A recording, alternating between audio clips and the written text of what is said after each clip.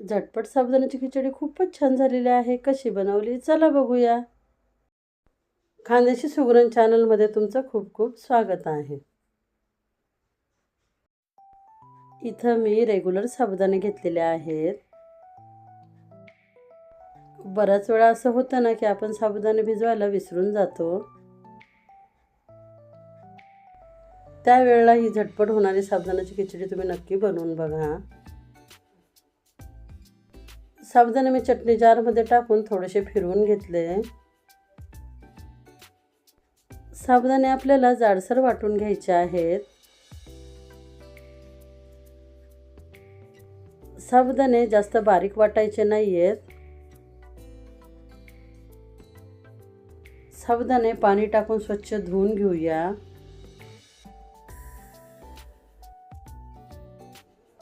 त्यामध्ये पाणी टाकून मी आता स्वच्छ धुवून घेते. साबुदाणे पाणी टाकून स्वच्छ धुतल्यामुळे त्यातील स्टार्च निघून जातो. साबुदाणे स्वच्छ धुतल्यानंतर त्यामध्ये मी आता थोडं पाणी घालते. साबुदाणे पूर्णपणे भिजतील एवढंच पाणी आपल्याला त्याच्यामध्ये घालायचं आहे व 10 मिनिटाकरता साबुदाणे भिजू द्यायचे आहेत. साबुदाणे भिजतायत तर आपण शेंगदाणे भाजून घेऊया.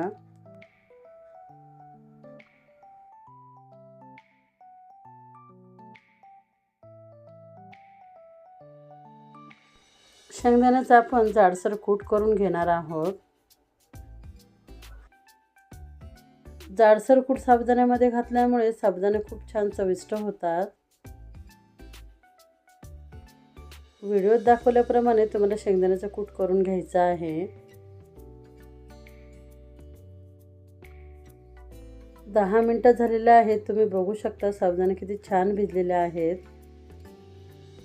साबुदाणे छान मोकळे मोकळे झालेले आहेत. भिजलेले साबुदाणे मी मोठ्या बाउलमध्ये टाकून घेते.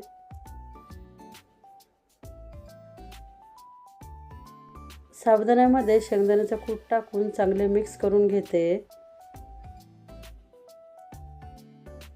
शेंगदाण्याचा कूट हे तुम्ही तुमच्या आवडीप्रमाणे साबुदाण्यामध्ये घालू शकता.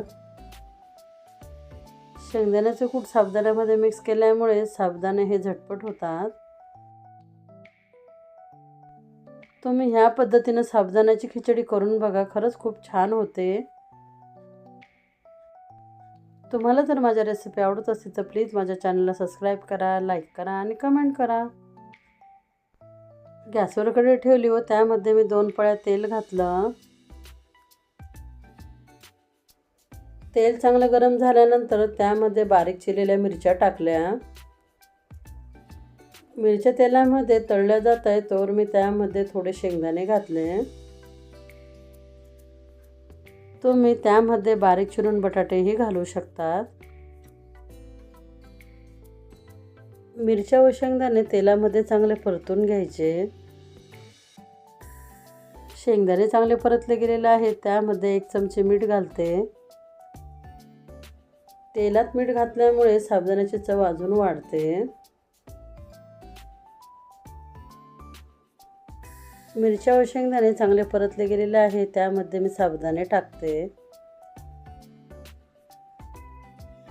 साबुदाणे मी हलक्या हाताने परतून घेते. तुम्ही बघू शकता साबुदाणे आपले किती मोकळे मोकळे झालेले आहेत ते. गॅसची फ्लेम आपल्याला आता कमीच राहू द्यायची आहे.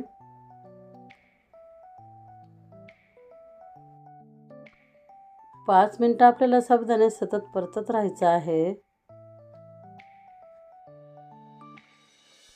साबुदाण्याची खिचडी तुम्ही बघू शकता किती मोकळी मोकळी झालेली आहे ती. तुम्ही ह्या पद्धतीने साबुदाणे बनवा व तुमचे साबुदाणे कसे झाले ते मला कमेंट्समध्ये सांगा.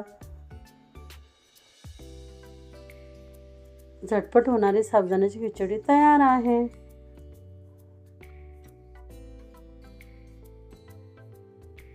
रताळ्यांची झटपट होणारी गोड रेसिपी बनवूया. रताळे मी स्वच्छ धुवून घेतलेले आहेत. रताळ्यांचे मी असे गोल काप करून घेतले. गॅसवर मी कढई गरम करायला ठेवली व त्यामध्ये मी 2 चमचे साजूक तूप घातलं. या रेसिपीसाठी तुम्हाला साजूक तूपच घालायचं आहे.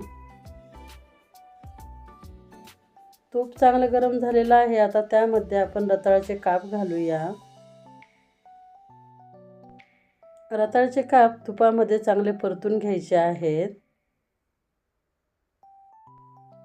ही रेसिपी खूप झटपट बनते. साधारण मिनिटभर रताळ्याचे काप आपल्याला परतून घ्यायचे आहेत. रताळे शिजण्यासाठी आपल्याला त्यामध्ये पाणी घालायची काहीच गरज नाही. त्यामध्ये 1 लहान वाटी गूळ घालते. गूळ ही रताळ्यांमध्ये चांगला मिक्स करते.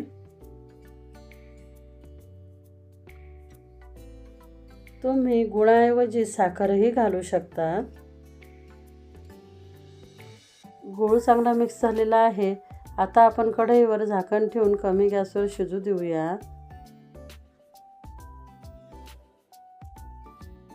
दहा मिनिटांनी मी झाकण काढलं. तुम्ही बघू शकता रताळे आपले खूप छान शिजलेले आहेत. उपवासासाठी रताळ्याची ही रेसिपी तुम्ही नक्की बनवून बघा. खूप झटपट होते. उपवासाची स्वीट रेसिपी तयार आहे.